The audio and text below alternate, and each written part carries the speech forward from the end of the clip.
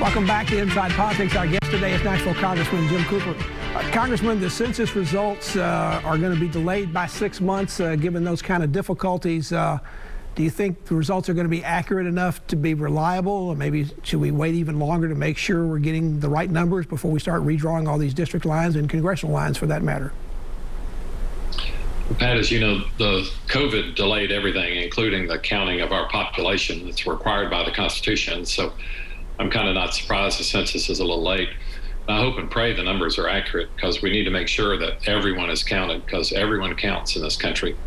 And that's the best way to make fair laws for people, if we know exactly how many people live in Tennessee and how many in each city and town.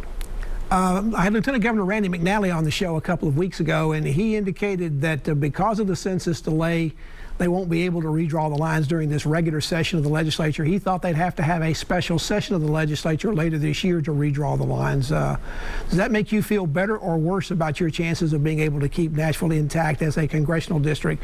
He didn't seem to think there's going to be any problem to divide it up if that's indeed what the numbers he thought indicated ought to happen.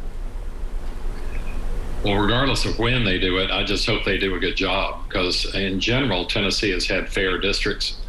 But I'm worried right now that they'll try to pie-slice Nashville, pie-slice Davidson County, and chop it up, hand it to the Republicans who live in the outlying areas.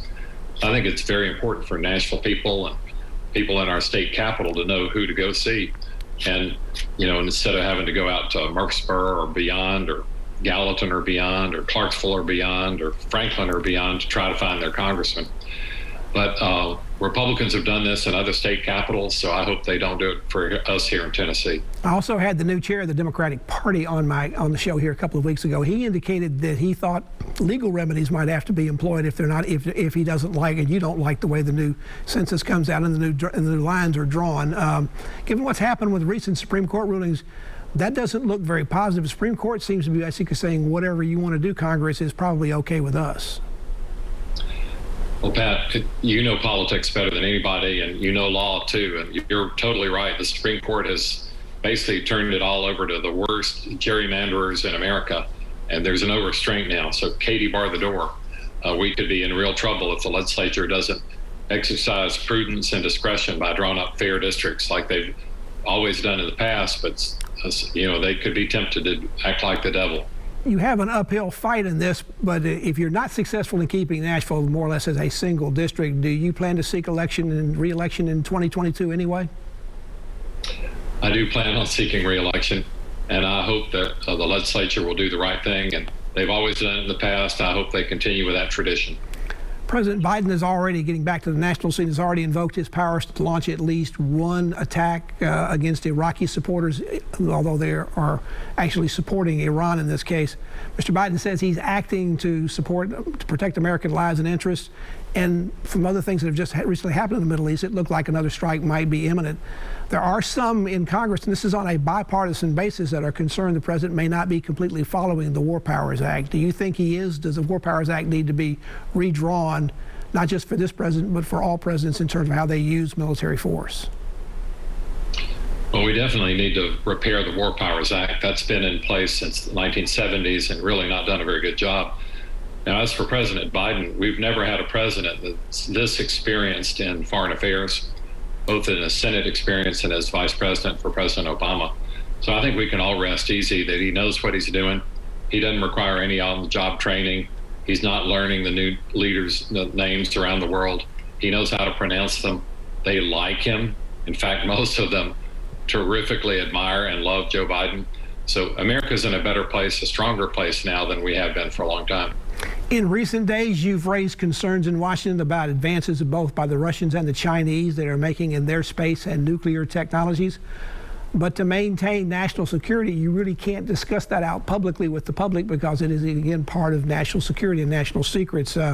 What can you tell us about what you're concerned about and what we should do about what the Chinese and Russians are doing in these areas?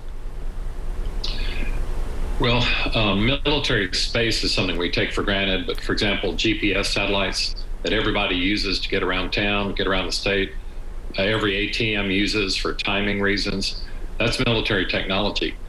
And we rested on our laurels for that for 30 or 40 years as we gave it free to the world, which is about $1 trillion gift every year to the people of the world. We never even thought about charging for it. But in the meantime, the Russians and the Chinese tried to sneak up on us and build their own system and figure out ways to trash our system. So that's not a friendly gesture. We gave it to them completely free. It works great. Why are they bothering to duplicate it and to threaten our system? So that's just one of many worrisome trends. And I've tried to meet this and beat this with the Space Force. My Republican colleague, Mike Rogers, and I really originated this in the Congress. Before Trump ever got elected, we'd passed it. And Trump did help us popularize it with some recalcitrant Republicans. But now the Space Force is in place. In fact, today they just put up the official plaque on the wall of the Armed Services hearing room.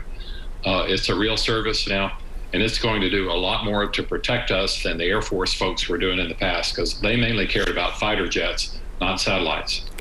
Very briefly, Congressman, because it's about our last question, you were very critical of the Postmaster General, Louis DeJoy, during the election for how he was handling the mail-in general, but particularly mail-in ballots. Are you still working with President Biden as he appoints new members to the board of directors for the Postal Service to see Mr. DeJoy fired? Amen. We need a new Postmaster General. He's only been in place for about 9 months, but he's trashed mail delivery in America every month. It's just gotten worse and worse, and Christmas was terrible. And this isn't a partisan thing. We just need the post office to work. It's probably the most beloved of all federal agencies, and we need it to work well to deliver the mail on time and safely. And the post office used to do that. DeJoy hasn't helped. Congressman Cooper, thank you so much for being on the program. Again, our condolences for your loss, and thank you for your service, sir. Thank you, Pat. Always good to be with you, sir. That's Inside Politics for this week. Thank you so much for joining us. Hope you'll be back here again for a future show. If you can't get enough politics in the meantime, go to our website. You'll find my Capitol News commentary there. There's new commentary posted every Friday afternoon. Enjoy the rest of your weekend, and we'll see you here next time. Goodbye.